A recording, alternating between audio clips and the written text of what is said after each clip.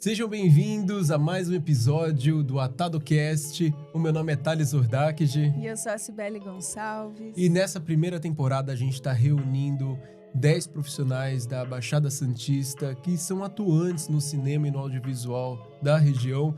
E aqui, no episódio de hoje, a gente está com nada mais nada menos que Francisco de Paula, o Chico para os mais íntimos. Muito obrigado, Chico, por fazer parte aqui desse episódio do AtadoCast e por estar aqui com a gente, dividindo toda a sua riqueza de experiência, toda a sua vastidão do conhecimento com a gente. Oba, muito obrigado. Eu que agradeço o convite.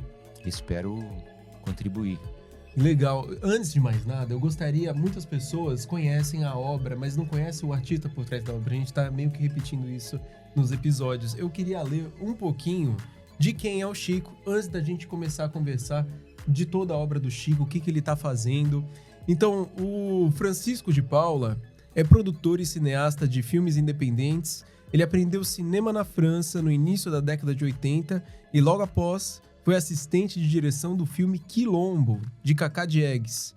Em 85, estreou como produtor, roteirista e diretor no filme Areias Escaldantes. Seguindo a mesma linha de trabalho, produziu em 2004 o documentário Helena Meirelles, A Dama da Viola, sobre a vida da violeira Helena Meirelles, que recebeu o prêmio Spotlight Artist da revista norte-americana Guitar Player em 1993. E que foi incluída entre as 100 palhetas do século. Também é o diretor do filme Oceano Atlantis, de 93, estrelado por Nuno Nel Maia, Dercy Gonçalves e Antônio Bujanra.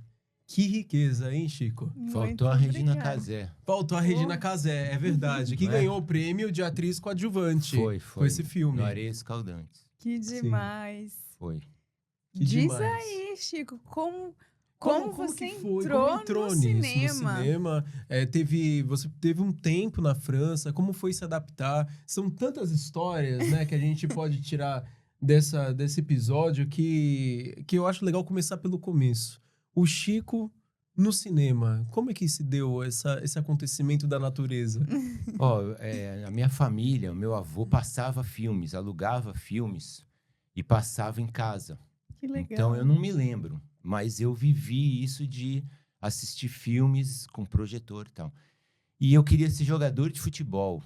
Eu joguei no Portuários, fui Olha, que campeão show. aqui no infantil. Que legal. Mas a minha família não queria, que achava que naquela época tinha que estudar, era outra coisa. Então foi uma luta que eu queria jogar futebol e a minha família não queria. Então cada vez que eu falava em futebol, eu ganhava uma câmera. Então eu tenho câmera desde os 12 anos de idade. Ai, Que eu demais. fiz. Aí eu tenho um irmão mais velho, que na época era uma câmera Super 8, não tinha zoom. Então eu subia nas costas do meu irmão e filmava campeonatos de surf. Depois eu fui filmar outros esportes, filmei natação, muito campeonato de amigos que nadavam, internacional, no Saldanha. Então eu tive câmera e aprendi por intuição o olhar do cinema, sem eu nunca ter pensado que eu ia viver isso. Com o futuro, né, negócio de faculdade e tal, eu consegui chegar até o juvenil do Flamengo. Olha só. Mas que fui demais. para a faculdade da PUC. E lá eu não aguentei o esquema do futebol. Fiquei na faculdade e joguei pela faculdade. Fomos campeão carioca, tricampeão carioca. Então, isso sempre foi uma coisa que... Você jogava bem, então. Jogava. Olha, que beleza. Mas minha mãe é que reclama, né? Que eu fiquei no cinema, né?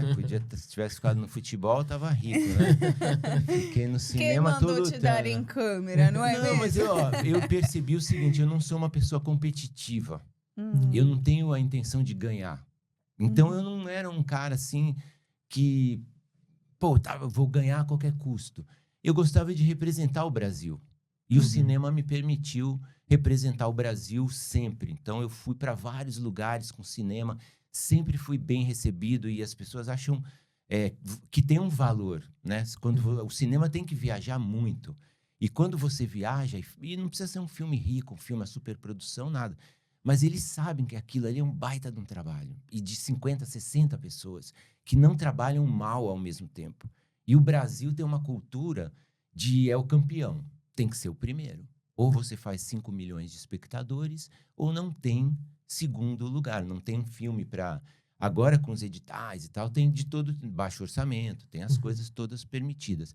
Mas a cultura nossa é mais de dar valor a só o primeiro, né? Todo mundo quer, aquele é o melhor. E o cinema acho que não é Olimpíada. Não, com Então certeza. eu fui indo, e quando eu cheguei na França, que eu devia estar com acho que 19 anos e tal, eu ainda joguei futebol, eu treinei em alguns clubes. Então eu tenho a consciência também que não era esse o meu caminho, porque o que eu treinei de clube, se eu tivesse que ter sido jogador, eu seria, porque eu fui aprovado no São Paulo, vários times que eu treinei. Eu treinei no filme, no Clube Cannes. Eu já era assistente do Kaká Diegues no Festival de Cannes. Eu comentei que eu jogava futebol. O dono do restaurante marcou o treino, que ele não acreditou que eu jogava no Flamengo. Caramba! Então, quando eu tive que escolher Brasil, samba, carnaval, Pelé, aí eu só sabia câmera. Então, eu fui para uma escola. O meu tio era o cônsul do Brasil em Marseille. Ele é pai do... já falecido, meu tio Jaime, pai do Dado Villa-Lobos, do Legião Urbana. Então, ele me deu uma carta do consulado, e aí eu pude fazer uma prova numa escola de cinema, o INAC. Não fiz o curso inteiro, passei, sabia montar câmera, fazer foco, diafragma. Então, eu consegui começar o estudo. Depois, eu estudei na Escola de Cuba, Santo Antônio dos Banhos. Eu já tinha feito o Ares Escaldantes e o Oceano Atlantis. Eu ainda voltei para a escola. Foi muito legal, foi uma experiência, assim, recomendo para quem quer começar o cinema, ir para a América Latina, ir para o Chile, ir para Cuba, porque são escolas importantes, né? E com professores do mundo inteiro. Então, tem professor até americano em Cuba. E a gente tem, né, 24 horas de cinema. Você acorda, tem a aula, fica lá, tem aula, à noite a gente via filme. Então, a bateria fica carregada e você... Então, eu acho que o cinema, ele faz parte da minha vida. E eu venho lutando para não sair dele, né?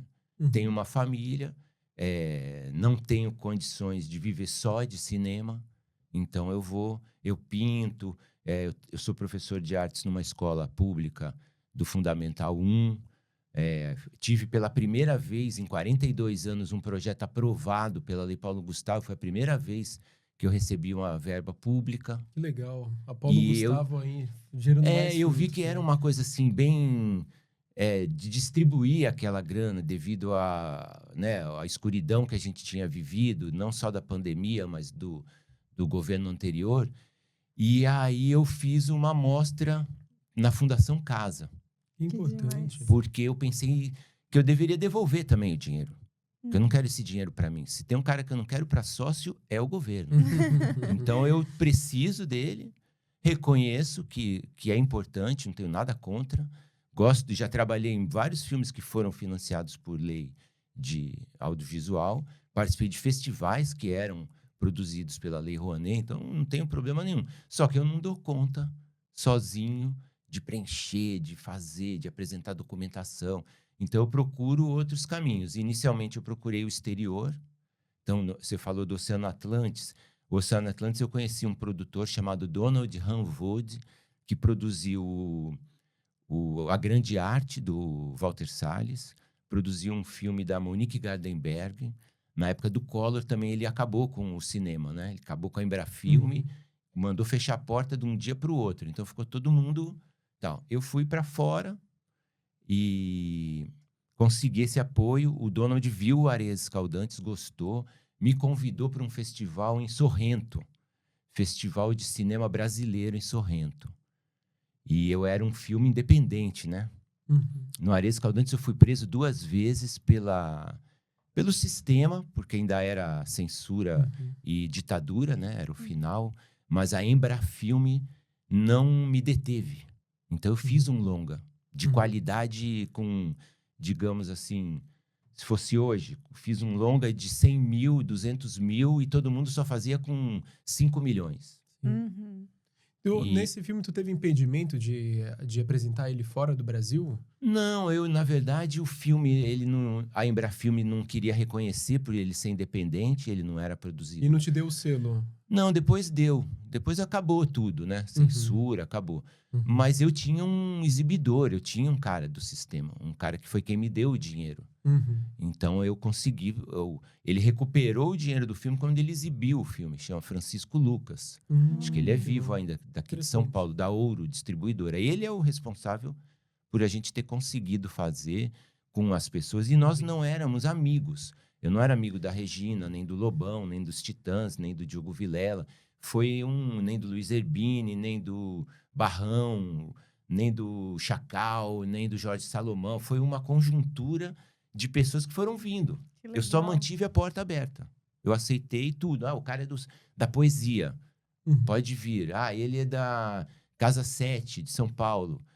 O Carlito Carvalhosa faleceu, já pintor, né? Vários artistas plásticos. A Caos Brasilis era quem fazia a roupa dos Titãs. Era na Bela Sintra ali, umas roupas com rato, com barata e tal. Caramba. Eles foram os figurinistas do filme. Então as pessoas foram vindo, um chamando o outro. Aí o Luiz Fernando chamou a Regina chamou o Luiz Fernando, o Diogo Vilela. Então foi uma coisa legal que você vê que tem 40 anos. Hoje o Areias passa mais do que quando ele foi feito. Quando ele foi feito, ficou um ranço, assim, como se eu fosse um cara... o cara começou com longa, tem 20 anos, não sei o quê. E eu não sabia de nada. Eu tava a fim de fazer cinema, tava super bem acompanhado. O Antônio Luiz, fotógrafo, maravilhoso, os atores maravilhosos. Fui para fora do Brasil, o filme foi super bem em Portugal, na Espanha, passou em Paris. Então aconteceu muita coisa legal com Areias Escaldantes. E aí o Donald viu, me convidou para esse festival de Sorrento. Quando foi no avião, eu fiquei sabendo que eu tinha sido excluído do festival. Nossa. Então eu fiquei detido na alfândega por exportação ilegal. Que a exposição legal seria o filme. Porque eu não tinha o convite mais do festival. Nossa. E aí foi bom, porque o filme ficou preso lá e a propaganda do filme era uma comédia, mas é um grupo terrorista. E a camisa do filme era um cara com uma bomba na cabeça e uma pistola na mão, que era o Homem-Bomba.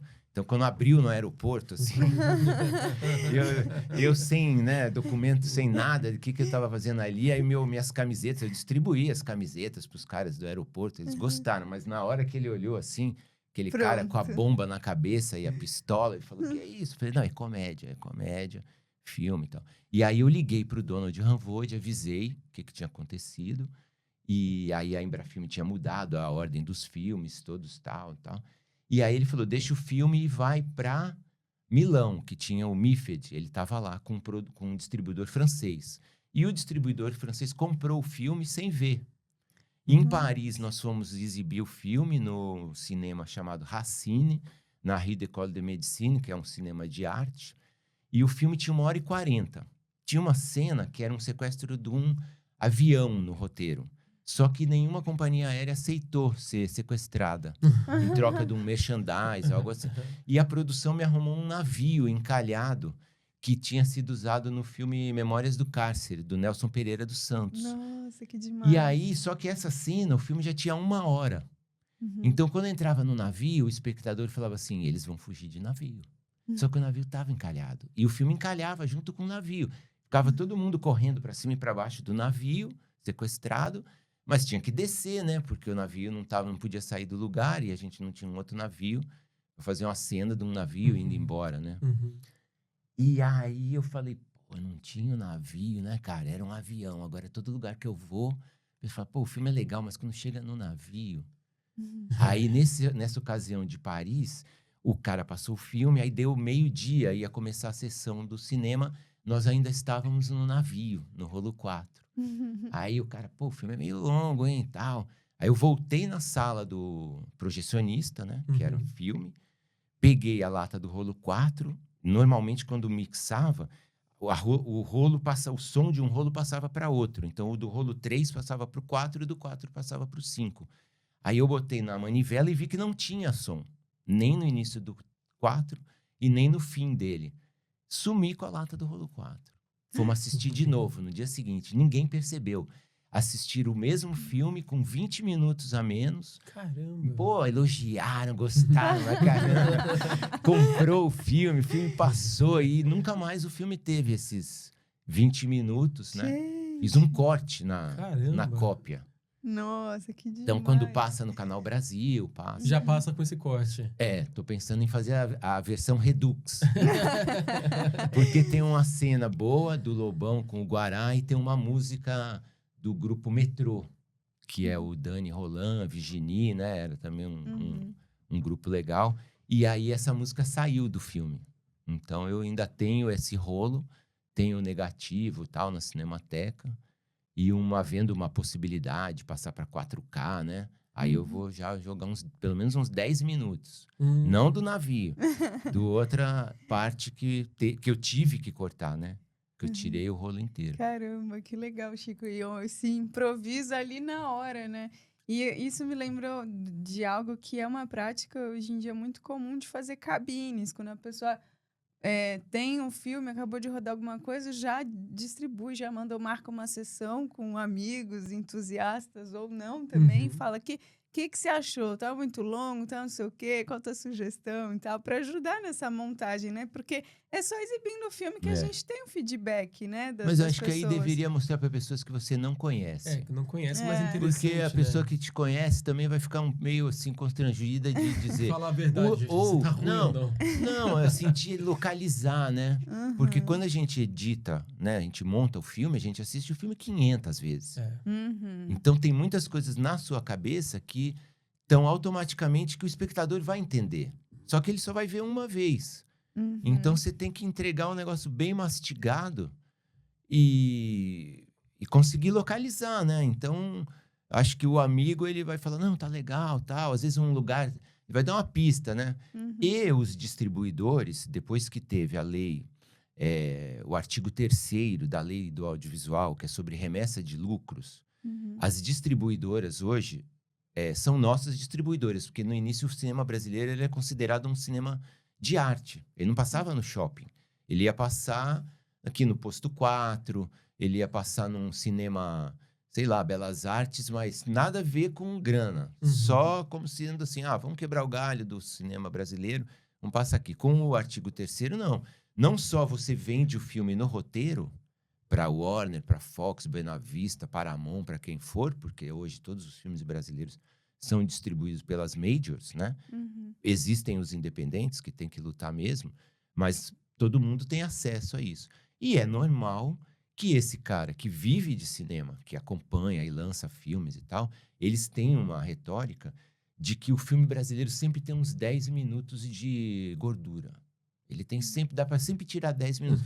Como ele botou dinheiro no filme, ele tem condição de chamar um diretor, como é no exterior normalmente, porque o Brasil, às vezes eu sou produtor porque eu não tenho um produtor, né? Então se eu não fizer o filme, ninguém vai me chamar, o telefone na minha casa não vai tocar. Eu já fiz 18 filmes, né? E trabalhei com vocês, trabalhei com outras pessoas, trabalhei em filmes estrangeiros e tal, mas se você também não correr atrás, quando tiver 1 milhão na conta eu saio para trabalhar. Não vai dar, né? Você não vai conseguir. E 18 filmes, só para deixar claro, produção, direção do Chico, fora as demais produções que... Fora as noites sem dormir, pintando parede. Isso né? aí. Mas eu acho que a história. gente faz um trabalho que ele é artesanal, né? O cinema. Ele é de cena a cena. Então você tem toda... né, a escolha da decupagem e as conversas, leitura de roteiro, ensaio, caracterização das coisas. Então, não é né, a novela já tem várias câmeras ligadas ao mesmo tempo, corta 1 a 2, o cara tá no Twitter, lá já é outra linguagem, né? A nossa, por mais que tenha uma superprodução, o cara filma uma cena de cada vez. Cenas de guerra, cenas de muita figuração, o cara usa 3, 4 câmeras, porque também... No Quilombo mesmo, tinham figurantes que morriam 3, 4 vezes. O cara morria num take, aí na outra cena, você ia ver, ele já tinha levantado, já tava com zumbi de novo, aí matavam ele de novo. Então, essas coisas de ter muita câmera te permite eliminar essas falhas, né? Que vão chamar atenção. Então, acho que o nosso trabalho é artesanal mesmo, né? Total. Então, cabe o outro que não tem nada conseguir também. A gente tá nem se compara o fazer cinema hoje com o tempo que você começou a fazer cinema, Chico. Ainda era um fazer muito mais artesanal do jeito que você fala. E isso, hoje, a gente sente que perdeu um pouco isso. A gente, com o digital, tem a vantagem de se gravar qualquer coisa, mas perdeu um pouco essa preparação da gravação. Você sente isso? Ou não? O digital teve suas facilidades e o analógico eu acho que perdeu um pouco? Eu acho que o digital, ele permite que muita gente que não sabe nada faça uso da câmera automática, foco automático, edição não sei o quê. Então, antes você não podia errar. Todo erro era dinheiro perdido. Um negativo de 4 minutos. Você ia para um set de filmagem, você não podia ficar rodando o cartão inteiro para depois escolher. Se você errasse, o cara saiu pela direita de câmera, agora ele entra por onde? Ele entra pela esquerda. Não sei o que. Era Errou. muito mais pensado, Você né? vai no espelho lá, aperta o inverte lá, espelho, o cara muda o enquadramento. Você dá o zoom na edição. Não rodei um zoom. Hoje, muito eu vejo as pessoas filmando. Faz um plano master, faz o aberto. E aquele aberto, ele também lá dentro, né? Devido a uma câmera muito boa, claro, que todo zoom, né? Os pixels vão deformando o foco e tal. Mas se você tem um plano feito, a decupagem, às vezes um plano que não deu para rodar, para cumprir o plano, na edição você tem como. Ele olhou para lá, é aquilo que estava faltando. Então. No tempo da Moviola, falava, agora bota aquela cena que o cara olhou para lá. Mas essa você não filmou. Não tem essa cena. Acabou não tinha jeito. E uma coisa que eu aprendi, que eu acho que hoje também... Porque o digital, ele não é mais barato. Ele só é mais fácil, mais rápido e menos equipamento. Mas é caro também. Porque você é uma ilha de edição, uma finalização, uma pós-produção, a quantidade. Hoje o cara vai colorir o filme, a edição de som, 5.1, já está no 7.1 o som. Então, não é barato. Ele é mais rápido, né? E menos gente. Uma mala de câmera de 35mm precisava um carro para levar. Eram 6 malas para montar a câmera. Hoje a câmera é uma câmera. Né? Então, as lentes, o próprio celular, eu acho que as pessoas deveriam filmar mais até com o celular do que filmam. Não só usar uma câmera, mas ter bons celulares, né? Tem celular que tem 4 câmeras. Eu acho que a tendência é você usar menos gente, poder entrar nos lugares. E agora o som é que é o X da questão. Porque também, se não fizer um bom som ali na hora, a pós-produção... né? Você vai ter que difícil. gastar mais dinheiro no Pro Tools para tirar ruído, para tirar não sei o quê, para tirar não sei o que lá. Pode não dar certo também. E uma coisa que eu aprendi, que eu consegui também, mais pela... Não é sorte, né? Mas assim, pela minha trajetória, as pessoas sabiam que eu não tinha dinheiro, que eu era independente, e todo mundo gostava de trabalhar comigo. Então a pessoa já sabia que era um filme, como eles chamavam, miura.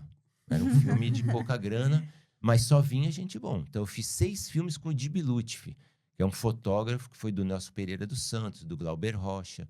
Então, eu devo ser, assim, digamos, se não o primeiro, o segundo diretor que mais filmou com o Dib Lutfi.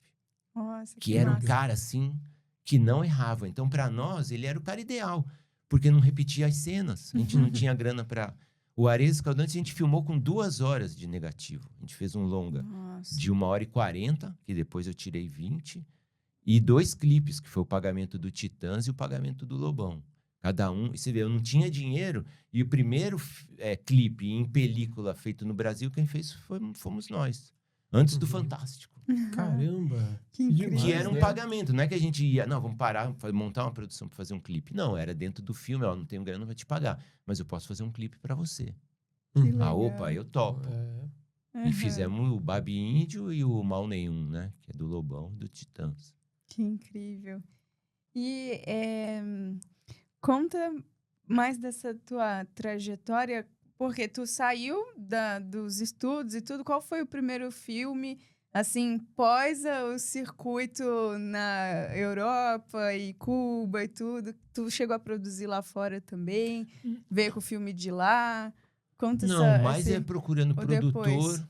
procura. Então, por exemplo, o Oceano Atlantis, ele começou, eu levei 5 anos para fazer. Olha. Então, eu não faria de novo. Uhum. Porque, por exemplo, o Nuno Léo Maia é o ator principal. Aí eu filmava uma semana o longa e na outra, o que sobrava, eu fazia um curta-metragem com a mesma equipe. O curta-metragem eu conseguia levar até o final. Então eu ia para os festivais. Com a Zita Carvalhosa, me apoiou muito, uma pessoa que também me pôs muito para frente. Então eu ia com o curta, no curta eu conseguia assim conhecer alguns produtores, algumas coisas que permitiam voltar a filmar Oceano Atlântico. Mas aí falava pro Nuno assim, Nuno, você se lembra, cara, que você era o Dionísio, mergulhador da Marinha? Aí ele, pô, não me lembro mais. Eu já fiz a novela, eu já fiz a peça, eu já fiz... Aí ele tinha que ver o que a gente chamava de copião, e tinha assistir o filme que ele tinha filmado, para ele lembrar a personagem dele. Então ele, que é o personagem principal, é o que não tá legal. Ele é o que mais sofreu e aí você percebe que ele, assim, o filme não é um drama, nem é uma comédia, mas no ano seguinte, isso que eu fiquei feliz, ele ganhou o prêmio do Festival de Brasília pelo filme, desculpa, Louco por Cinema, que era do diretor baiano, André, agora vai me faltar o André Oliveira, e ele ganhou o prêmio, melhor ator. Eu falei, puxa, graças a Deus, né? O Nuno tá de bem com o cinema, eu não atrapalhei ele.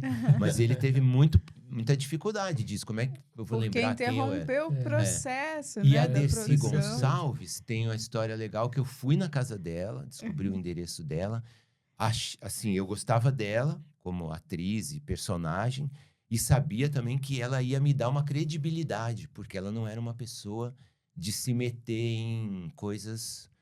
Não, vou fazer porque qualquer coisa. Ela era exigente, então ela tinha ela deu crédito, a presença dela no filme deu um crédito. Aí eu fui, mostrei para ela o roteiro, uma história passada no fundo do mar, ela achou muito estranho aquilo. Falou, não, vou fazer, eu topo fazer. Ela era como se fosse a deusa ela era da cozinha, lá no fundo do mar, filme sobre Atlântida, começa no Rio de Janeiro alagado, com a água da chuva, dos rios, como se fosse um dilúvio, e aí só sobraram as favelas. Então, cada favela era uma ilha. O Nuno Léo Maia morava numa ilha que era dominada pela marinha, as pessoas não se alimentavam mais de comida, a comida estava proibida, só se alimentavam de líquidos. E o Nuno Léo Maia descobre um tesouro no fundo do mar que é comida, latas de comida. Só que aí ele sofre um acidente e vai parar numa caverna onde moram os possíveis habitantes de Atlântida, se é que existiu Atlântida, que é um mito, né? Aí, o que aconteceu? Aí 2 anos depois eu consegui o dinheiro para filmar a Dercy, porque ela falou, eu tenho quase 90 anos, eu não saio de casa de graça. Eu posso quebrar uma perna. Eu falei, não, dona Dercy, a senhora fica tranquila. Eu estudei o trabalho dela para ter assunto com ela no set de filmagem. Para saber, né, não ficar ali, a gente espera muito, né? Aí 2 anos depois eu voltei com a minha produtora executiva, a Isa Castro. Falei, Isa, nós temos $1.000, ela vai filmar 6 horas em 3 dias. A gente prepara o set todo, ilumina, só tira ela de casa com o set montado. Ela não vai esperar nada. E são 2 horas por dia, 6 horas, 3 dias, $1.000. Aí a produtora executiva fala de dinheiro, eu falo de roteiro, de personagem, nunca falo de dinheiro. Aí ela olhou e falou, mas eu não sou a personagem principal. Eu quero ser melhor paga. Aí a produtora olhou pra mim, né, a Isa Castro, como se dissesse, pô, você não disse que estava tudo certo, né? Eu falei, dona Dercy, tive aqui há 2 anos atrás, ela tinha um sofá que era um lábio, assim, vermelhão. A cara dela. Eu sentei naquele sofá ali e tal, a senhora até me deu uma bala, tá lembrada? Ela falou, nossa, era você? Eu falei, era. Ela falou, meu Deus, eu já tive câncer no estômago, quebrei a bacia, quase morri, você não acabou esse filme? Eu falei, não, estava exatamente esperando a senhora, né? Ela falou, vamos ajudar o rapaz. Eu faço, claro que eu faço. Ela fez a parte dela, junto com a Bujanra, direto os dois. Ganhou o prêmio de atriz no Festival de Brasília, que eu também só participei, porque só tinham 6 filmes produzidos no Brasil naquele ano, então eles precisaram do Oceano Atlantis, e ela ganhou mais $1.000. E o Candango, eu levei lá na casa dela. Então foi uma coisa bem, assim, emocionante, né? A presença dela no set, todo mundo. E o Abu Janra falava assim, Abu, você vai vir dali, você passa por aqui, tal, fala isso, pega naquele objeto, tal, senta aqui. Aí ele olhava e falava assim, posso contar para os meus amigos? Pode. Ah, então eu faço. Todo take, todo plano ele vinha. E o Di Lutfi era o fotógrafo. E que era um cara super importante. Então ele vinha, posso contar para os meus amigos? Ele é muito engraçado, né? Ele Ele é um mestre, né? Que É um demais. mestre. E também foi outro presente, né? Que a gente ganhou. Porque são 2 atores, assim, incontestáveis, né? 2 mestres, né? E o filme foi bem. Nunca passou comercialmente no Brasil.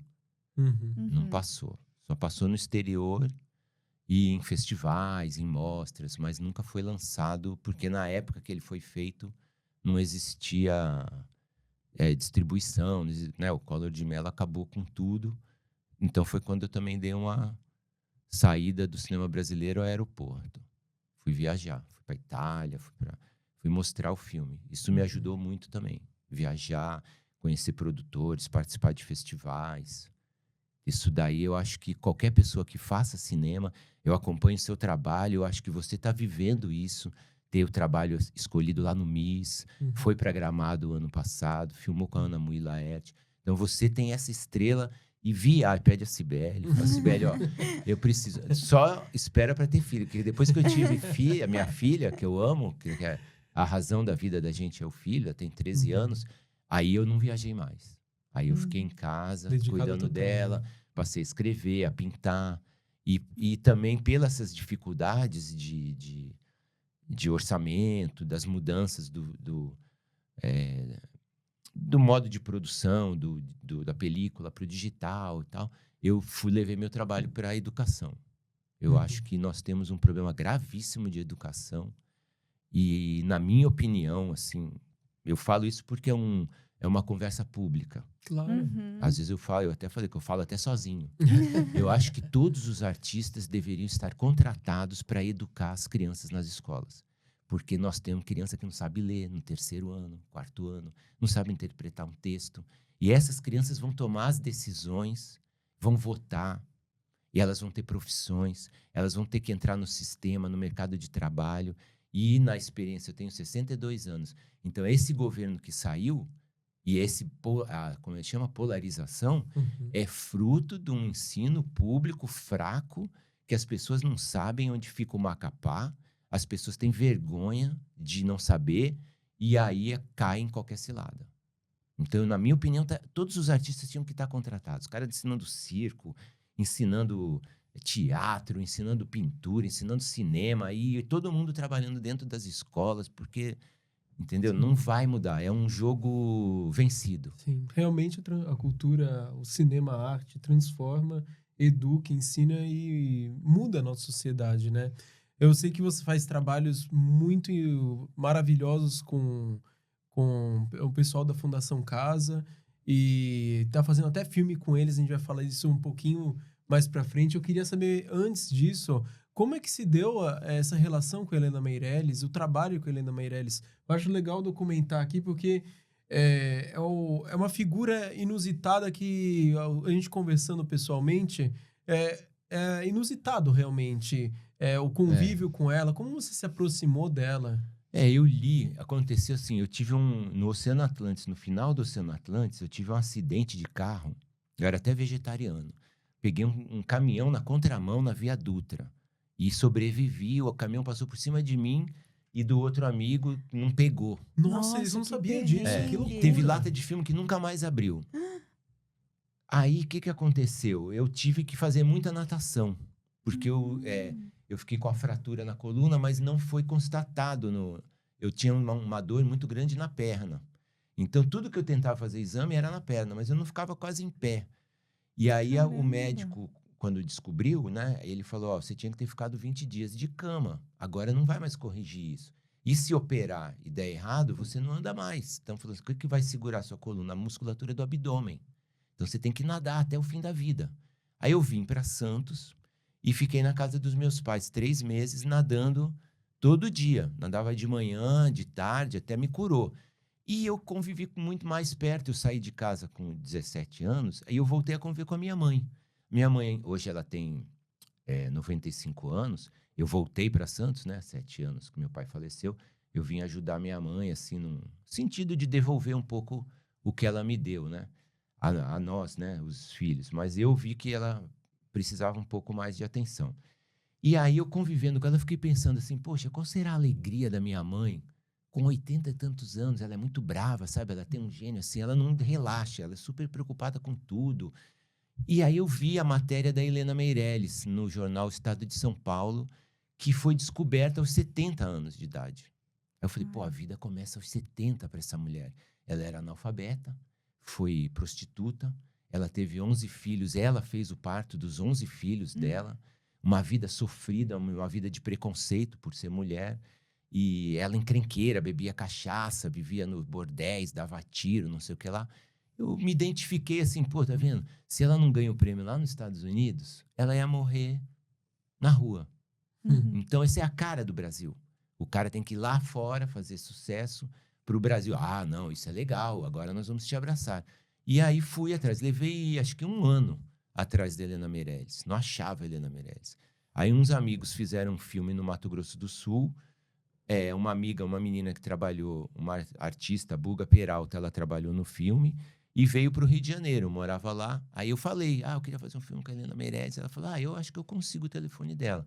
Ela me deu o telefone da dona Helena, ela morava em Presidente Epitácio, que é a divisa de São Paulo com Mato Grosso do Sul.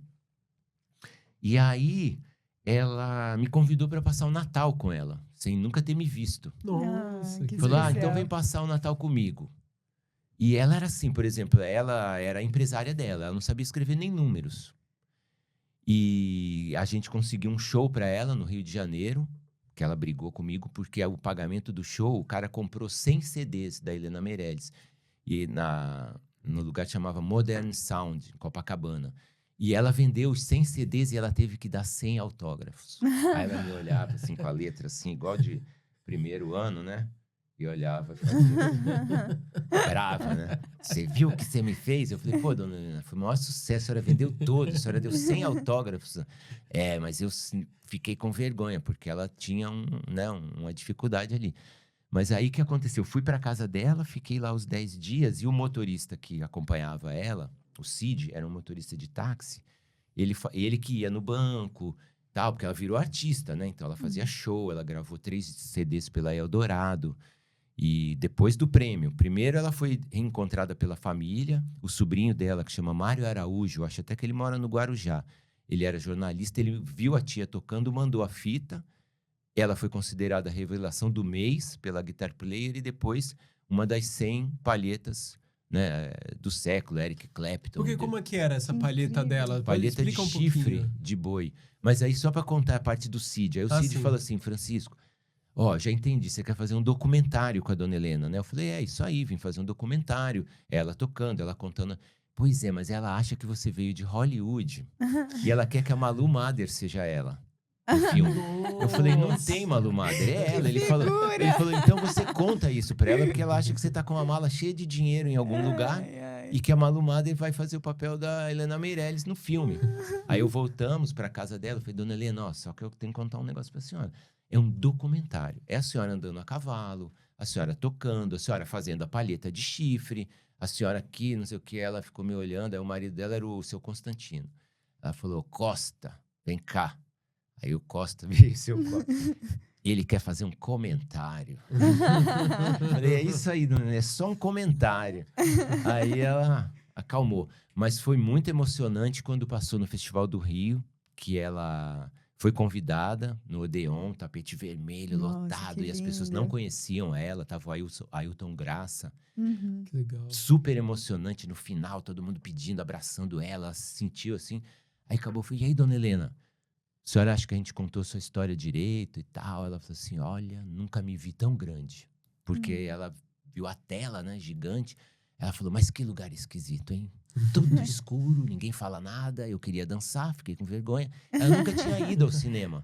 Então, a primeira vez que ela entrou no cinema, o filme era sobre ela mesma. Eu falei, pô, dona Helena, que privilégio! A senhora é uma vocacionada, né? A senhora nasceu para ser artista. Então, foi uma experiência. Ganhamos um prêmio no Festival de Trieste, Festival Latino-Americano de Trieste. também foi determinante. O que aconteceu? Logo depois, a gente foi para o Festival da América do Sul, em Corumbá, encerrar o festival. Nós éramos o filme de encerramento. Passava o 500 Almas, do Joel Pizzini, tinha a fotografia do Mário Carneiro, do Dibi Lutfi, um filme lindo também, e depois a Helena Meirelles. Aí, de última hora, ela adoeceu, não pôde ir, eu estava lá, falei com a diretora do festival, falei, o filme veio da Itália, ganhou até o prêmio do festival, júri popular. Seria legal a gente ver o filme, porque é película, né? Pode ter arrebentado, pode ter arranhado. Eu não sei em que condições que ele voltou. Não vai dar tempo. Não vai dar tempo. Eu falei, bom, então vamos com Deus, que não arrebente o filme nem nada. Aí cada rolo tem 20 minutos, né? Então o cara emenda todos os rolos e manda pau no projetor. Começou o filme, 20 minutos, quando veio o segundo rolo, entrou o rolo 3. Aí esse é o rolo 3. Eu falei, bom, mas ninguém sabe, né? Só eu. Vamos esperar o próximo rolo. Se entrar o 4, aí acabou o filme. Aí o filme, com 50 minutos, o filme já vai ter letreiro. Aí eu vou ter que parar a sessão, sei lá o que eu vou fazer, né? Fiquei pensando. Aí acabou o 3, entrou o 2. Graças a Deus, né? Aí acabou o filme e tal. As pessoas vieram chorando, me abraçaram. Nunca tinha acontecido isso. Eu já tinha participado de vários festivais.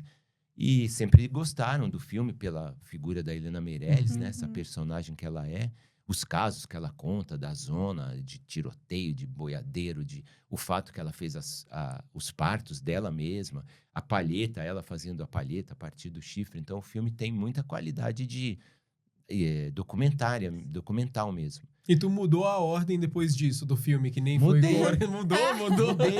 Porque ficou melhor do que... Nunca tinha acontecido de alguém chorar, sabe? Eu acho que o cinema, ele é rir, é chorar. É uma sala mágica, O né? erro, entre aspas, foi o acerto, então. A minha opinião, assim, eu não questiono, cada um tem seu jeito. Eu acho que o cinema se comunica. Ele fala com você. E se você tiver, né? Nós vivemos... falar a vida é eterna. E a vida é eterna não é que a gente vai viver para sempre. A vida é eterna porque eterno é o agora. Então, agora é agora, daqui a pouco é agora, amanhã é agora. Então, o único eterno mesmo é o agora. Então, o set de filmagem, quando a gente entra, que vocês têm essa experiência, ele é uma tela branca, onde tem 15, 20, 50, 200 pessoas que vão escrever aquela história. Você não pode errar, porque o tempo é curtíssimo, né? Você montar ali, botar a condição. Então, exige uma presença de espírito, de concentração, de tudo. Você tem que estar colado no fotógrafo. Não pode, entendeu? Então, eu trabalho hoje, já fiz 5 filmes com o Jacques Chouich. Ele veio fazer o Monte Serra aqui com a gente, curta que a gente fez aqui em Santos com alunos da São Judas. E 2 meninas, né? A Rafaela e a Kevin, do Queiro. E os outros meninos E eu trouxe o Jaque, ele fez palestra na São Judas. Ele falava assim, só não vale plano ruim. Tudo, não temos dinheiro, tudo bem, mas não vale plano ruim. Então, ali, naquele momento que a gente está dentro, imerso naquele set de filmagem, isso aí liga até esse assunto da Fundação Casa. Você desliga da realidade. Porque você tem que pensar... quem tá ali não é mais o Nuno Léo Maia, é o personagem. Eu não tô mais falando com a Regina Casé, eu tô falando com a Verônica. Eu não posso confundir e conversar com o Thales no set de filmagem. Eu tenho que conversar com o Vicente de Carvalho, como foi no filme do Cristiano Sidotti. Quem tá ali é a personagem. Ele ficou na hora do carro, né? Depois que maquiou. Ele tem um momento que ele entra na personagem. E então, esses são os nossos assuntos. Vermelho, sombra... É uma conversa muito doida, né? Uma pessoa que não é de set de filmagem fala, nossa, esses caras falam cada assunto, eu não tô entendendo nada, né? A lente, né? Aproxima e mede o foco, vai com o negócio aqui na cara do outro. Então, eu acho que nessas presenças, eu aceito modificar meu filme. Eu não me importo de que eu tinha escrito. Eu pensei assim, eu fiz a história da Helena Meirelles, porque o documentário, tudo é roteiro. Né? Não tem assim, a senhora vai vir dali e sentar aqui. Você liga a câmera e começou o documentário. Não é um docudrama, né? Que também existe. Eu filmei e fui embora. Subi no cavalo, se caiu, não caiu e tal. Tá valendo tudo. Então, quando você tá fazendo, no caso ali, o documentário, ela começou famosa no filme, para já dizer logo pro público que ela é uma das 100 maiores do século, e fui voltando. Então, no fim do filme, ela estava falando sobre a infância dela. Falou terceiro casamento, segundo casamento, primeiro casamento, a adolescência e tal. Quando o cara mudou o rolo, ele quebrou a espinha dorsal do filme. Então, o filme, vamos dizer, vinha 40, aí passa a marcha, 60, passa a marcha. De repente, não. O filme, assim, no segundo rolo, a mulher já tá na zona, já tá contando o tiroteio do boiadeiro que mexia a cerveja. Caramba, que interessante Então, isso. quebrou essa espinha dorsal. Lógica. A matemática, né? É, O filme ficou, de repente, com 20 minutos, o negócio já tá pegando fogo, já tem tiroteio, tem um neguinho que dá um soco na boca, quebra o copo na boca da Helena Meirelles, na zona, começa a sangrar, aí vem a paraguaia com salto alto na mão, dá na cabeça do cara, aí vem os boiadeiros, então, quer dizer, ficou muito mais... Interessante. Dinâmico, né? Dinâmico. Tanto que as pessoas choraram, eu falei, bom, quem sou eu para dizer que tô certo? Se eles estão emocionados. Então, eu sempre tô de olho, entendeu? Por isso, quando a gente falou do amigo e ir assistir, às vezes, uns filmes para ver se tem, eu acho que o amigo não contaria. Então, eu tô sempre procurando ouvir aquilo que o cara não era para eu escutar. Ou alguém, né? Porque eu venho de uma escola que o diretor nunca podia saber de nada. O circo pegando fogo, o ator não vai vir, o carro quebrou lá não sei aonde, o cenário tá despencando e todo mundo não pode contar pro diretor. E ele é o único cara que pode resolver. E fala assim, não, a gente fecha. O que tá caindo? Ah, não, caiu ali a porta. Beleza, vamos fazer um traveling, a gente vai vir aqui. Então, eu sempre procuro, me contem tudo. Porque eu posso ajudar a resolver. Eu vou no fotógrafo, falo, amigo, seguinte, não tem tal situação. Com o Dib Lutfi, no Oceano Atlantis, que era a época do Collor, pouco se trabalhava. Nós fomos filmar no Vale do Ribeira, no Parque Estadual do Alto Ribeira, no Petar, né? Então, já tinha muito tempo que ninguém filmava, só a gente filmando e tal. A Skylight, que era a minha coprodutora, mandou o equipamento. Chegamos lá, o assistente de câmera falou, o cara mandou o corpo de uma câmera e o jogo de lente de outra. E não mandou o anel adaptador. 5 da manhã. Caramba. 5 da manhã no meio do mato. Nossa. Aí todo mundo, né? O produtor já querendo arrumar uma cabeça para cortar, né? Porque sempre tem essa situação de quem é a culpa. Aí eu olhei pro Dib, o Dib olhando pro chão, assim. Falei, e aí, Dib, tá sabendo? Não, tô procurando um prego. Eu falei, mas você vai pregar a lente na... Como que você... Um prego? Por que você quer um prego? Não, eu vou entortar ele. Eu falei, não, mas peraí, Dib. Então vamos. Aí ele falou, não, vamos arrumar um arame. Arame tem. Aí chamou o eletricista, seu Sandoval, arrumou o arame, pegou lá uma faquinha, fez toda a tarraxa do arame, botou no anel, ficou com a zoom. Daqui a pouco, clac. Ele falou, já temos a zoom. Podemos filmar. Filmamos aquele dia inteiro com o anel adaptador de arame. Gente. Quando foi guardar o material, o anel estava lá no fundo da bolsa. O tempo todo. O cara ficou nervoso, achou que a culpa era do cara que montou a bolsa, gerou um caos que o Dib Lutfi não segurou nesse cabo de guerra. Entrou, né? Não entrou. Precisa de 2, né? Cabo de guerra. Eu falo muito isso pro Thales. Às vezes que eu fiquei, assim, nervosa de alguma forma em set, só resolveu quando eu me acalmei. Não, Porque se é o que tá acontecendo, né? não ajuda em nada, né? Você tem que pensar com clareza e calma a resolução, né? E dividir, de fato. Essa tua fala foi muito importante do diretor ouvir a equipe, ter essa sensibilidade de ser humilde. Você não é porque você é o diretor não, é um que trabalho você em equipe. é o dono coletivo, da né? razão, né? Muito importante. E acho você que a compartilhar equipe isso. tem coisas a contribuir. O Ares Escaldantes, Lógico. o êxito, assim, no meu modo de entender, o êxito do meu primeiro trabalho, que todo mundo do meio de trabalho começou a querer trabalhar comigo, é porque eu escutava todo mundo. Eu ia no eletricista e falava, e aí? O que você acha? Aí o cara, resolve lá. Eu falei, não, eu quero saber você. Me diz aí, bota o difusor, não bota o difusor, abaixa de cabeça, levanta, joga pra parede, o que você acha? Tal, não sei o quê. Chama o fotógrafo. Aí, o cara deu uma ideia boa. Ele falou que a gente podia usar a luz rebatida. Aí ele, legal. Então, né, nós temos 2 ouvidos e uma boca, então a gente tem que ouvir o dobro do que a gente fala. E o set de filmagem, o diretor, ele é o cara que não pode não saber responder. Ele não pode falar, vem cá, por que essa xícara tá assim? Não, ela tá assim porque ele vai pegar com a mão direita. Senão ela estaria assim. Ah, entendi. Ou então porque a luz tá de lá. A minha câmera tá aqui e tal. Então tudo você tem que... O respondedor de perguntas é o diretor. Não pode falar, pô, bota de qualquer jeito, ninguém vai ver isso mesmo. Entendeu? Tô nem aí, que se dane. Bobear até que eu vou cortar essa cena.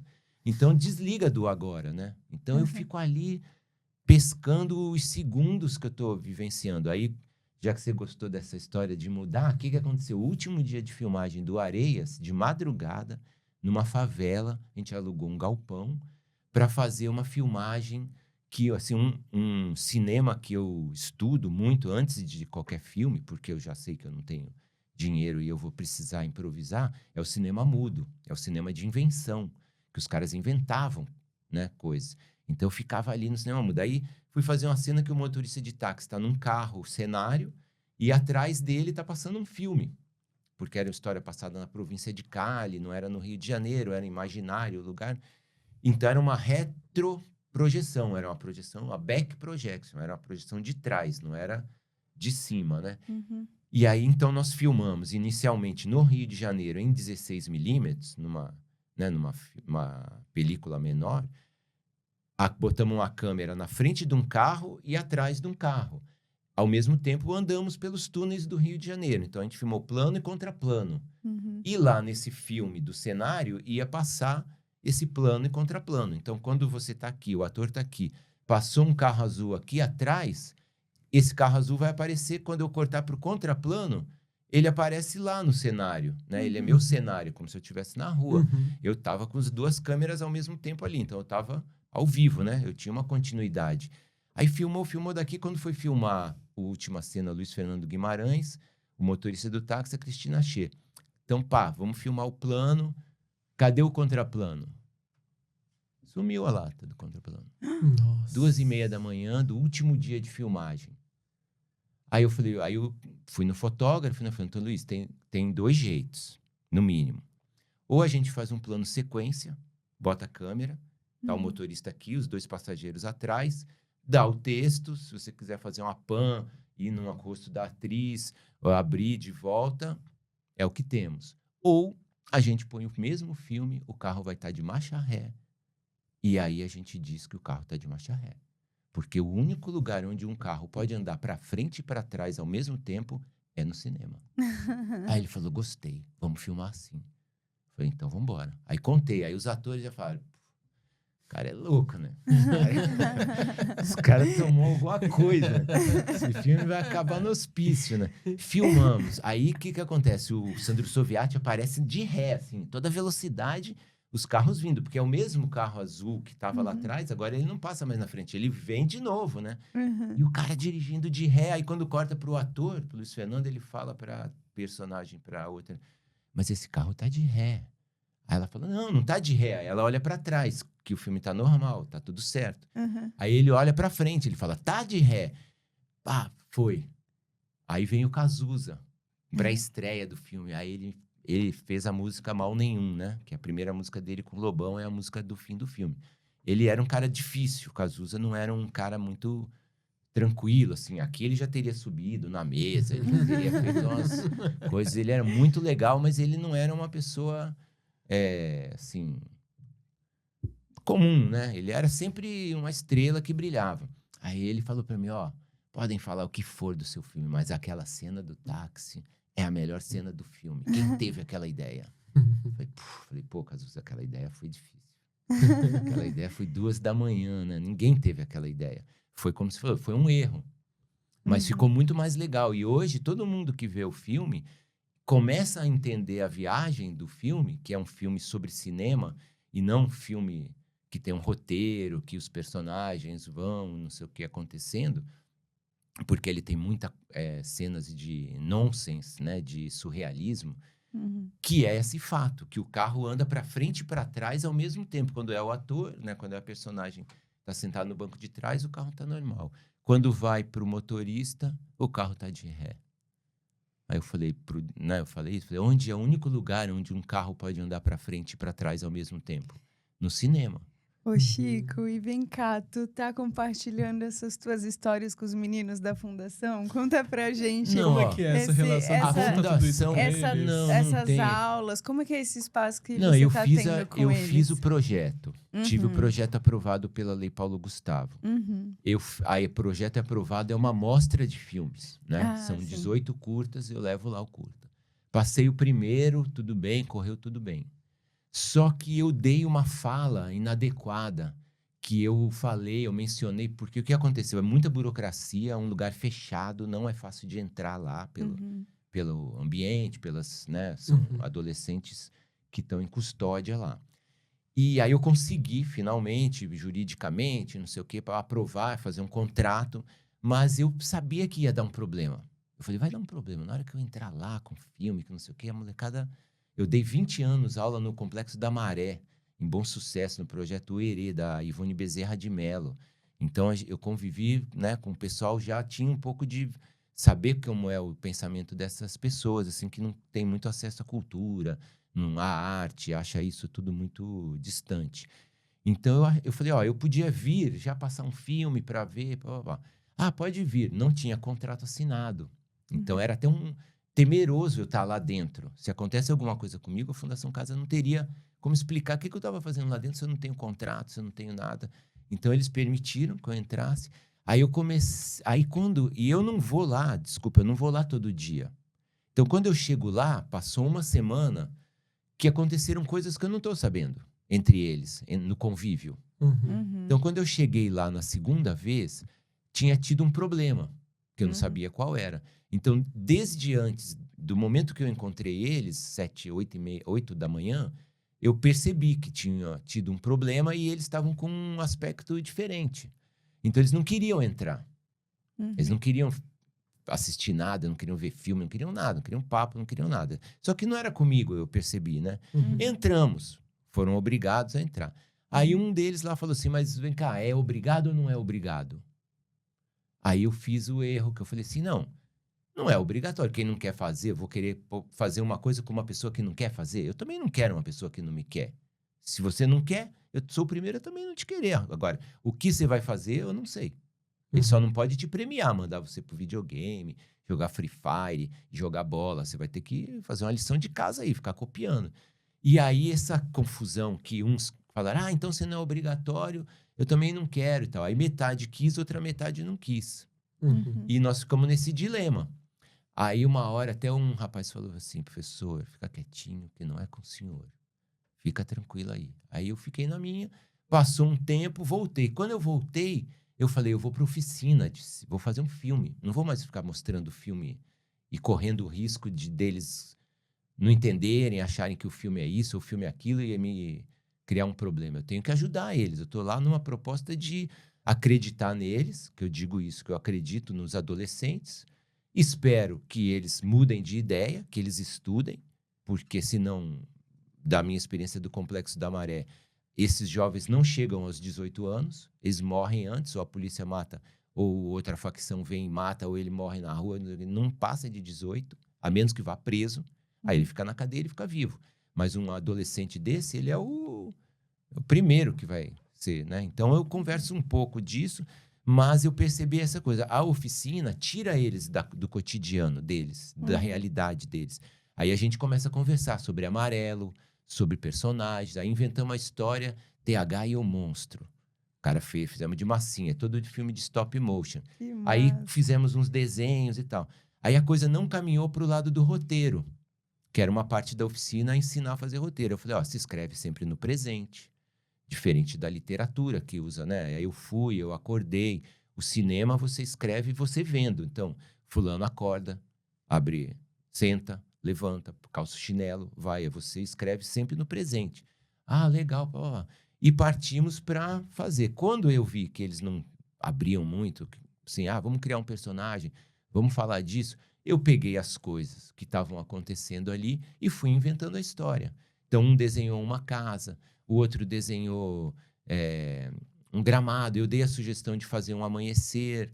E aí fui percebendo que aquilo dava uma história. Aí um desenhou esses 2 bonecos.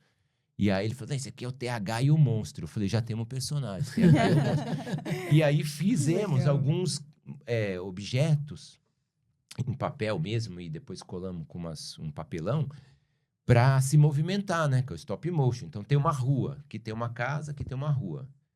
E aí o carro vai andando. Eu vou batendo as fotos, né? Pus o carro aqui, bati uma foto, pus o carro aqui. Então eu já consegui o amanhecer, o carro, e a frase do TH é: o que vocês fizeram da Mãe Terra? Uhum. É só essa frase do filme. Porque fazer um filme em 8 sessões também não dá, né? Uhum. E usei, né? Não era uma coisa improvisada, mas eu falei, ó, a única situação em comum entre nós é que todos nós temos uma mãe. E o planeta tá pegando fogo. Não sei se vocês estão sabendo. Aí, tio, não sei o quê. Porque, né, 16 anos, os caras não querem nada com nada, né? Uhum. É uma pena, né? Que se na escola já não gosta de estudar, quem tá fora da escola, então, não pensa que aquilo é importante. E aí, joguei essa conversa. A diretora até falou, isso não é ideia deles. Eles não têm. Eu falei, não, eu dei a ideia porque eu tô vendo que a coisa tem que andar. E eles estão me oferecendo isso. E a gente conversou sobre a mãe. Eu expliquei que eu voltei para Santos para cuidar da minha mãe. Aí o outro falou, a minha mãe também, não sei o quê. Eu falei, amigão, a única pessoa que vai restar na sua vida é a sua mãe. Porque o pai não concorda que você roube. O teu amigo vai se afastar de você. O outro não sei o quê. O trabalho vai ser difícil de você reconquistar. Então você tem tanto agora. Tua mãe não te abandona. Duvido que as mães não venham aqui. A mãe vem. Minha mãe liga, minha mãe não sei o quê. Blá, blá, blá. Eu falei, então a Mãe Terra. E pedi que cada um escrevesse uma frase para sua mãe planeta, sua mãe Terra. E usando desse argumento que o planeta está pegando fogo. Então é o fogo e a arma do TH são tapetes. Porque eu preciso de coisas que se movimentem. Então o tapete também faz ele voando, né? E a arma do monstro é papel alumínio.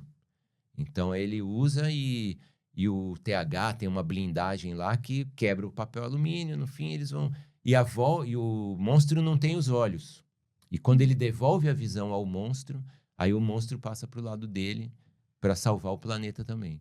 Então, amanhã nós temos filmagem, tem um tripé com a câmera, vamos botar os cenários e vamos fotografando. Aí tentei ensinar um pouco de CapCut lá para eles verem que já existe o ruído, que a gente pode colocar trilha sonora, onde que a gente diminui as cenas, puxa para cá, porque não pode entrar com o celular. É um negócio bem tesoura, né? Então é tudo, não, peraí, quanto tem? A borracha sumiu. Aí vem o guarda, cadê a borracha? Eu falo, pô, isso lá na outra escola some borracha todo dia. Tem um estojo só de borracha da escola de artes que eu dou aula aí do Fundamental 1. Então eu vi que lá não dá para contar a história da minha vida. Eles não têm o menor interesse se eu sou A ou se eu sou B, ou se eu realmente estou ali a fim de ajudá-los. Eles estão a fim que o tempo passe para que eles voltem a fazer outras coisas. Não é tal. Só que atualmente são 8, né, que trabalham lá comigo. Depois serão mais 8. 2 ou 3 compram a ideia. Ficam sorrindo e conversam. Não, vamos botar um amarelo aqui. Então, eu fico... até na carta da Fundação Casa tem uma pedagogia lá que é isso, que é a concentração que tire o cara, que ele não lembre que ele está ali custodiado, que são 9 da manhã, que ele não pode ir embora, que ele está pegado ali, que ele vai ter que ficar ali mais um mês ou mais não sei quando e tal. Então, quando a gente muda para dentro, joga todo mundo dentro de um set de filmagem, os assuntos mudam. Então, eu não quero saber se você...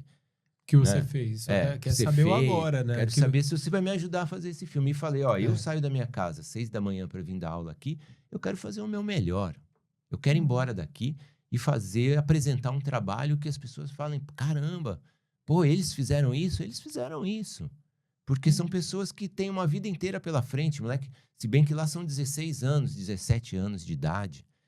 Tem muito novo. Jovens do ensino médio, eles têm aula à tarde lá. Então, eu achei que eu deveria devolver o dinheiro que eu recebi do governo, do Ministério da Cultura. Pensei na mãe deles, que ela paga imposto também. Esse dinheiro que eu estou gastando é do imposto. É meu também, é seu também, mas também é da mãe dele. Então, ele não está nem aí para nada. Eles estão ali... Você vê a conversa deles, é uma conversa ainda desligada do que realmente está acontecendo com tudo, né? Acho que a gente tem que acordar que o mundo pode até acabar. Que proposta Hoje mesmo eu bacana. vi, não sei se é verdade, que hoje tem tanto negócio de fake news, que teve um meteoro que passou no Japão. Eu vi num site, acho que era até do Globo. Você tá andando na rua, o cara tá dirigindo no carro, de repente vem uma luz e a noite vira dia, completamente de dia, passa aquela pedra de fogo assim, e vai cair, ficando de noite de novo. Do nada. Uhum. Aí eu falei, pô, que estranho, será que isso é fake news e tal? Fui procurar. Já teve em 2020 no Japão e já teve em maio de 2025 na China. Uhum. Da onde vem esse lugar, essa pedra? E se cair em cima da gente? Uhum. E o tsunami? Uhum. E o clima 50 graus à sombra aí? E esse inverno que a gente tá vivendo? Então as pessoas estão achando que, entendeu? É tudo Sei normal. lá, que E não é normal. como diz o Krenak, que o planeta é de plástico. Você estica ele, pisa em cima e tal. A gente meio que desconectou, né?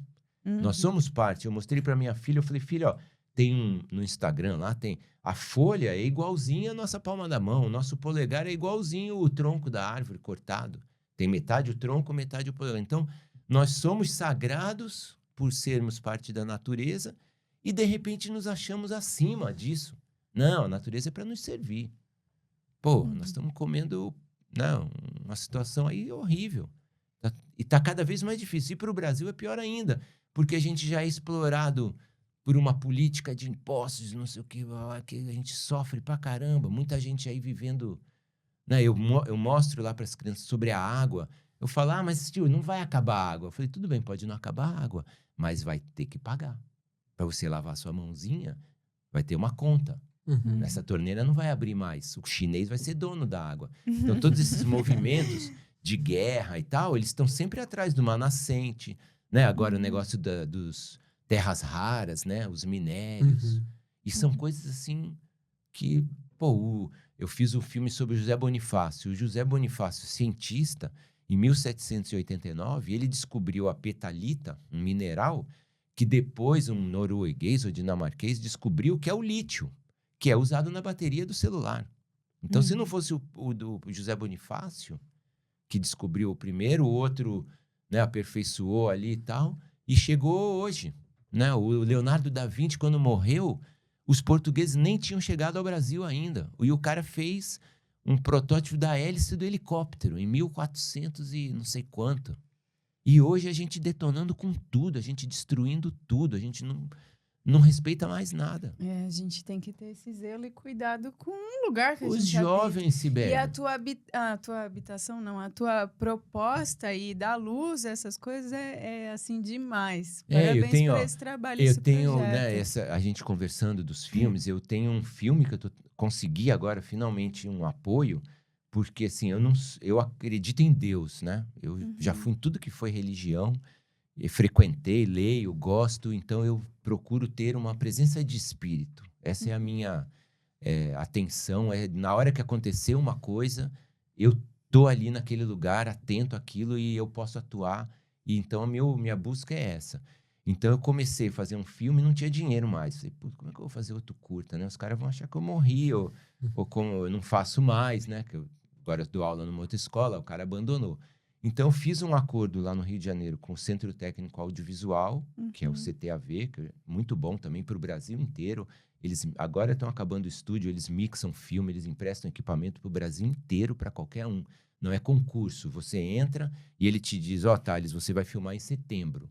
Tem câmera 4K, tem papapá. Ele marca uma data e aquela data é sua. Então, todo mundo do país inteiro tem acesso ao equipamento do CTAV.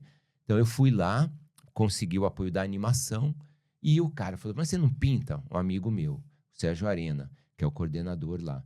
Ele falou, eu vou te dar uns filmes em 35mm e você pinta a película. Cada 4 perfurações é um frame. Cada 24 frames, 1 segundo. Para eu fazer um filme de 4 minutos, eu pintei 6.000 frames. Nossa. 6.000... lá no posto, lá na Concha Acústica. Eu ia, inclusive, falar para você contar desse projeto. A gente te viu encontrou, a gente viu tu fazendo algumas coisas. E conta aí, então. Então, aí essa ninguém ideia acreditou, veio né? da tua investigação. Não, é porque assim, o cinema, se você não aparece, você desaparece. Uhum. Né? E eu já não sou do glamour. Então, ou eu me coloco e me apresento e levo o meu trabalho, ou realmente procura outra. Não tenho convites, assim, né? Vocês me chamaram, eu trabalhei no filme, Sidote me chamou, lá no Rio de Janeiro me chamaram, onde me chamam eu vou. Eu não tenho problema nenhum de trabalhar em qualquer função, sirvo até cafezinho. Só de estar dentro do set de filmagem, aquele é o meu ambiente. Eu sei me colocar ali dentro. Então eu comecei esse filme e vi o meu irmão me mandou uma história do pássaro guia do mel, que é um pássaro na Tanzânia, que ele emite um som, um canto, que o africano entende que é ele, e o passarinho leva ele até as colmeias mais escondidas da floresta. Aí o africano faz um fogo, manda a fumaça, aquela fumaça sobe, espanta as abelhas, o africano pega o mel e o passarinho pega a cera. E a abelha depois faz outro. E aí começo com essa história, fiz o desenho do mapa da África, fiz os desenhos porque eu não posso fazer desenhos diferentes, né? Porque são 24 para dar 1 segundo. Sim. Então, meus frames têm que ser todos parecidos para parecer 1 segundo. Então, eu fiz os desenhos muito em primeiro plano, mais assim, né? A asa abre, a asa fecha, a asa abre, quase o ciclo da caminhada, né? Usei essas técnicas da animação que dão o movimento. E aí, quando ele conta essa história que o pássaro fica com a cera e o homem fica com o mel e a colmeia é construída de novo, porque as abelhas estão vivas, aí eu falo, no Brasil, o deserto da soja está em risco de extinção, a uruçu amarela do cerrado. Então, aí eu pus uma frase que dizem que foi o Albert Einstein, que não se sabe se foi, mas está no crédito dele, que se nós acabarmos com as abelhas, em 4 anos acaba a civilização, porque ela é a polinizadora. É ela quem espalha as sementes. Então, quando ela volta para comer, ela vai caindo semente pelo caminho. Aí vão nascendo plantas, aí o bicho que come aquela planta é comido por outro bicho, e nós comemos o bicho que come não sei o quê. Então, quando não tem mais aquela planta, aquele bicho já some dali. Então, todo o bioma do cerrado está sendo modificado porque a abelha não tem onde pousar, então ela já foi para procurar outras flores em outros lugares e tal. Então eu falei, bom, é um assunto atual, é o clima, é uma coisa que as pessoas não ligam, porque é uma abelha, né? Você vê a abelha, você quer matar a abelha, né? E a abelha, se te picar, ela morre. Então é uma outra situação grave para ela ter que te picar. E a uruçu amarela do cerrado é uma abelha sem ferrão. Aí eu falei, bom, já fiz os 6.000, agora eu preciso, como chama? Dar uma chancela oficial de que está acontecendo isso. Aí eu vi a matéria da Embrapa, a pesquisadora biomédica chama-se Débora Pires. Aí consegui o e-mail dela, mandei para ela, explicando que eu estava fazendo o filme. Ela é a pesquisadora. Ela falou, olha, o risco de extinção, a resposta só sai no fim do ano. A minha pesquisa, mas eu topo participar. Então, ela não só me mandou imagens de ninhos, né, de uruçu amarela, porque ela é diferente. Tem a uruçu amarela da Mata Atlântica, da Amazônia. Aí tem uma briga, o cara vende um ninho dizendo que é a uruçu amarela do Cerrado, mas é pirata, é paraguai, aí vende mais caro. Então ela falou, ó, vamos evitar muito ficar discutindo isso. Eu falei, não, vamos para a educação ambiental, vamos falar da importância da abelha, vamos falar porque eu vou levar para as escolas, eu quero ir para as universidades, é o lugar onde...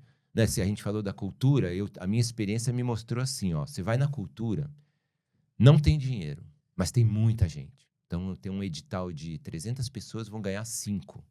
Então, ganham 5, 295 ficam tristes. Você vai na educação, não tem dinheiro, mas não tem ninguém. Então, quando você chega e fala, queria passar um filme, eu queria fazer um filme, fica a maior alegria. A diretora do colégio fica feliz, a secretária de educação fica feliz. O único problema, às vezes, ele fala assim, você tem o ônibus. Então, eu participei do projeto Escola com a Helena Meirelles no Cinemark. O Cinemark me dava a primeira sessão do meio-dia, contando como cota de tela, que era para eles, né, que eles precisavam, e eu levava uma faculdade. Então, em Brasília, nós ficamos 8 semanas em cartaz. E a criança, e a universitário da UNB, de tudo. Então, eu sempre procuro ir nas faculdades, porque lá não tem ninguém, entendeu? Então, eu fui para a Fundação Casa, o amigo falou, mas o que você foi fazer lá? Ninguém vai lá. Eu falei, por isso mesmo, é um lugar que eu entro.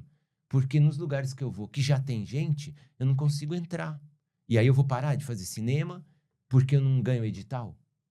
Uhum. Eu sou do cinema. O cinema é meu parceiro, então eu vou achar o lugar.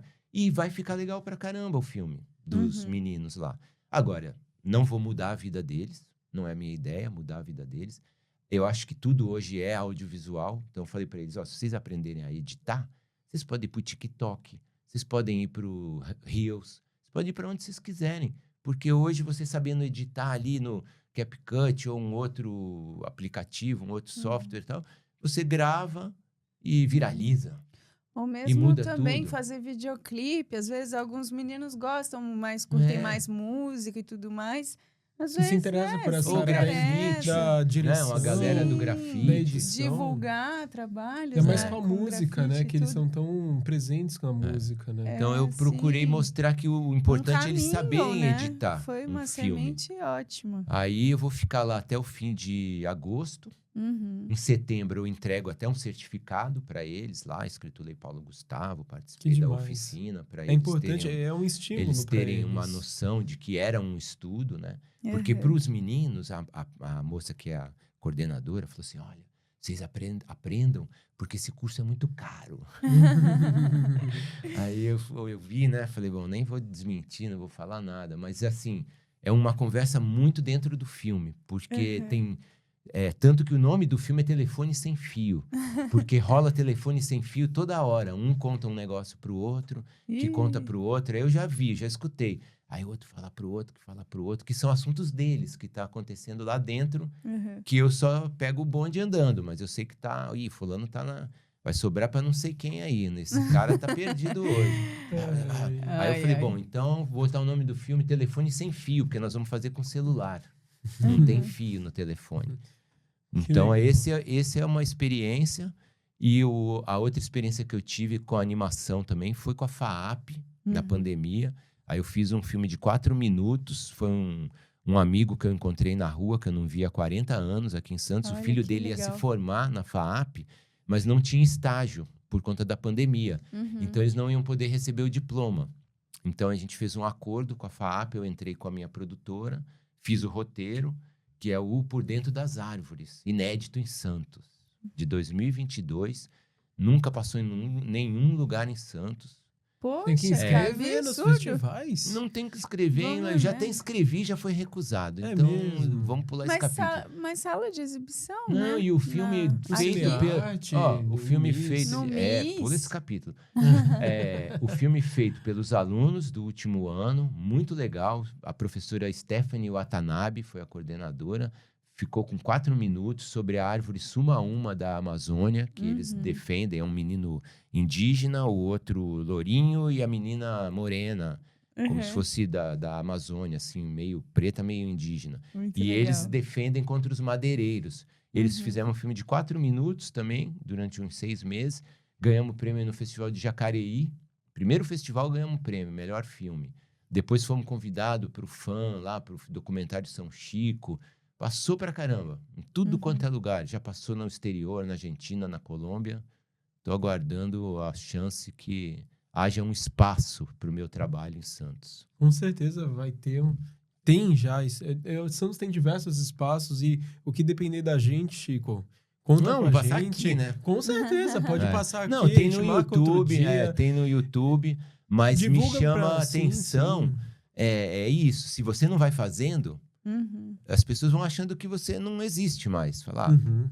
Até eu fui assistir agora, foi segunda-feira, eu fui no MIS assistir um filme paraguaio chamado Matar um Morto. Olha. Aí eu falei, olha que legal, Matar o Morto, que é um filme da época que é a ditadura do Stroessner, e os caras são coveiros e enterram pessoas que o governo manda para essa ilha. A função deles é só enterrar os caras, que eles chamam de pacotes. Aí o pacote chegou aí e tal. E aí tem um que o cara vai enterrar e o cara tá vivo. E o coveiro fala, mas a minha função não é matar ninguém. A minha função é só enterrar. Aí eles não conseguem matar o cara que tá vivo. Aí o cara vira amigo dele. O cara entende do negócio. Bem legal o filme. Que eu acho assim, nós somos América Latina, né? Nós não somos Brasil no mundo.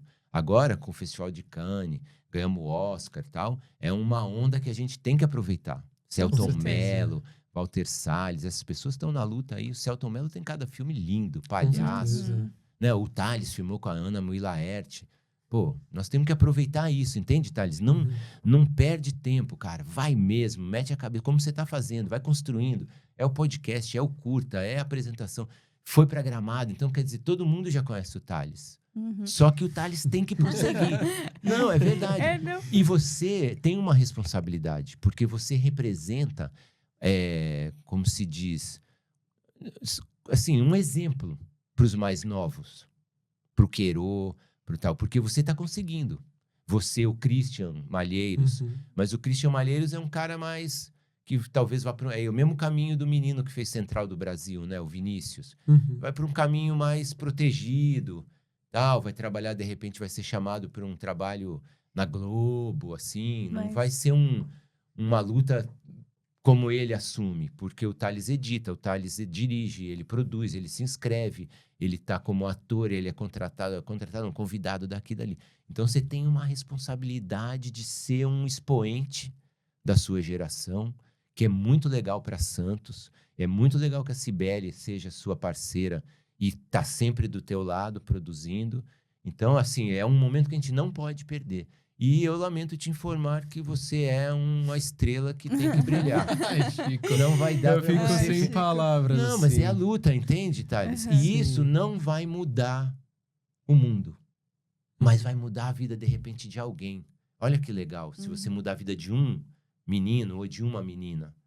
Né? Mas a gente, se amanhã eu não fizer um filme, não vai fazer falta nenhuma.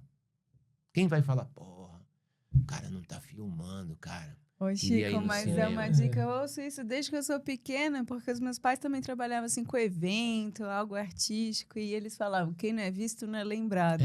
Tem então esse a gente tem esse lance de ir se jogando mesmo, de ir fazendo eu gosto e tal. mesmo de contar... E é uma lição que você tá dando aqui pra gente. O que eu gosto é de contar histórias. Isso. E seja histórias dos outros com missão, né? As histórias...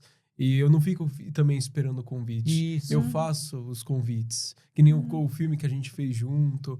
Eu gosto de criar, tá ali no set, tá criando, seja no teatro, na literatura, principalmente no cinema ali, o coletivo é gostoso de estar, sabe? Estudar muito, né? Você que Com é do certeza. teatro também, o ator de teatro lê muito. Os caras leem Chekhov, aí tem que estudar Stanislavski, tem que estudar, né, Shakespeare. É uma riqueza que a gente vê os atores mais antigos, né, os atores mais velhos, que eles cobram isso dos jovens.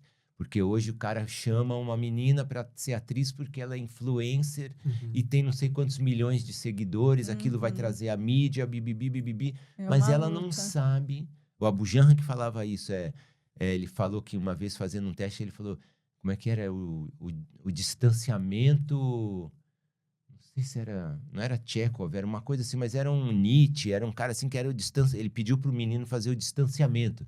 Aí o cara foi andando para trás. Aí ele falou, pô, não é o pé da letra, né? Sim. Então, os atores têm que ler muito. Não dá pro cara ser um ator e não ter cultura. Né? Você vê os atores que... Antônio Bandeiras, o Richard Gere, os caras falando aí sobre essas coisas do clima e as coisas da emoção. Aquele... Denzel Washington, os caras, a gente vê, né, esses cortes da rede social, aparecem eles falando, os caras têm uma baita cultura, muito estudo. Ai, o papo tá tão bom, mas o tempo... pode piorar, né? Não, pode melhorar e eu acho que a gente tem que fazer mais uma entrevista aqui, mais um convite pra ti, pra voltar pra cá, mais pra frente, né, realmente o tempo tá curto. E foi um prazer, Chico, estar aqui, de ter estado o convite. É um privilégio para a gente te escutar, de trabalhar junto, da gente ser colegas, amigos. E para mim agradeço. É um presente estar aqui. Olha, eu agradeço muito. O que eu esqueci de falar, que eu gostaria de falar e esqueci, é o livro Truffaut Entrevista Hitchcock. Esse livro todo mundo tem que ler. Quem é de cinema, quem é de audiovisual... Porque o Truffaut, que, assim, eu tive... essa influência foi um dos diretores que me deixou, assim, bem empolgado para continuar no cinema, que foi aquele filme Os Incompreendidos, que é muito legal. E o Hitchcock é o mestre. O cara te diz um minuto que ele fala, ó, o cara tá sentado na cadeira, à sua disposição. E aí começa. E aí ele te dá todas as dicas. Ou você vem do mais perto para o mais longe. Ele vai esmiuçando, assim, ele vai abrindo o cinema, como que você faz, né? Em cada momento, o olhar, o humor, a mulher, a atriz, o casting. Nossa, é um livro que todo mundo que vai filmar, até no filme que nós fizemos do Sidotti, eu falei, Sidotti, tem que ter uma reunião, a gente abre esse livro, porque é um livro mágico, é um livro magnético, que você lê aquilo e fala, caramba, nunca tinha pensado nisso. Que aí passa um trem e um som, e aquilo habita o filme durante 3 segundos, e aquilo não sei o que lá. Então, esse era uma fala que eu queria ter lembrado de falar, mas só lembrei Mas que agora. bom que Tá lembrou registrado. agora. Não pode, E fica a não dica pode pra esquecer. todo mundo. Porque você é essa pessoa que tem muito a contribuir.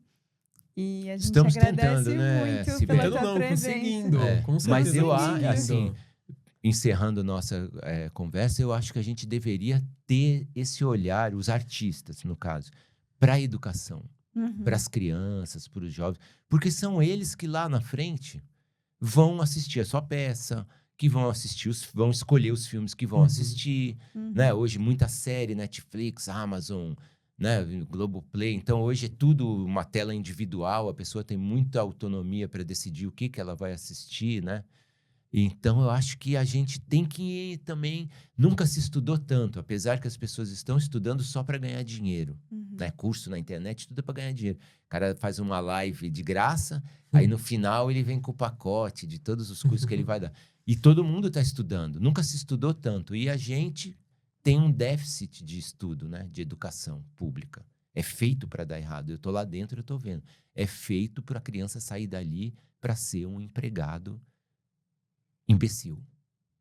E a gente não toma providência quanto a isso. Então, vão continuar votando mal, vão continuar falando besteira, acreditando em coisa, destruindo o planeta. Ou a gente vai lá e fala, filho, olha, a maçã, ó, a água, tá vendo? Isso aqui com isso aqui, não corta não. Eu falo para as crianças, amassou o papel? Mais uma árvore que nós vamos ter que arrancar. Prepare-se para o calor. Aí o menino, cara, você tá arrancando o papel e jogando o papel fora. Você acha que veio de onde isso? Vamos arrancar outra árvore. Ai, não, pelo amor de Deus, não vai ter ar fresco.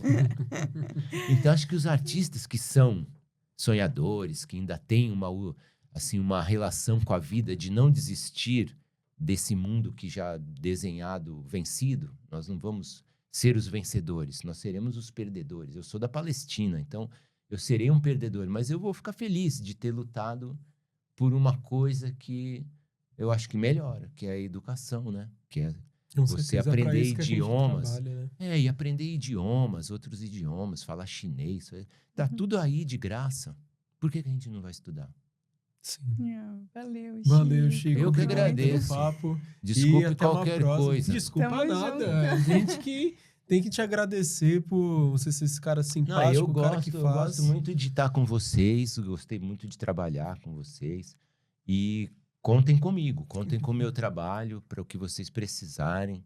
Não tenho nenhuma coisa que me impeça de estar com as pessoas. Contem com a gente também, conte com a gente também. Muito obrigado. Tamo junto, Chico. Obrigado à equipe Um abraço também. aí. Que legal, Chico.